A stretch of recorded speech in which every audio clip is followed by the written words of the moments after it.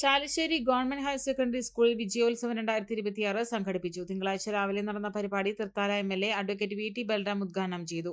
സംസ്ഥാനത്തെ എല്ലാ വിദ്യാർത്ഥികൾക്കും സമ്പൂർണ്ണ AI സാക്ഷരത ഉറപ്പാക്കുന്നതിനായി സ്കൂളുകളിൽ AI ബാലറ്റുകൾ സ്ഥാപിക്കുന്നതിനുള്ള നടപടികൾ സർക്കാർ സ്വീകരിക്കുമെന്ന് MLA അറിയിച്ചു. SSLC, +2, NMMS, USS, Urdu talent പരീക്ഷ, സംസ്കൃത സ്കോളർഷിപ്പ് തുടങ്ങി വിവിധ പരീക്ഷകളിൽ മികച്ച നേട്ടം കൈവരിച്ച വിദ്യാർത്ഥികളെ ആദരിച്ചു. വിവിധ വിദ്യാഭ്യാസ എൻഡോമെന്റുകൾ വിതരണം നടത്തി. Block panchayat president PR Kunjunni അധ്യക്ഷത വഹിച്ചു. സംസ്ഥാന SPC ക്യാമ്പിൽ പാലക്കാട് ജില്ലയിലെ മികച്ച രണ്ടാമത്തെ കേഡറ്റായി തിരഞ്ഞെടുക്കപ്പെട്ട ആര്യാദയെ ചടങ്ങിൽ ആദരിച്ചു. പഞ്ചായത്ത് പ്രസിഡന്റ് റംല വീരാൻകുട്ടി മുഖ്യാതിഥിയായി.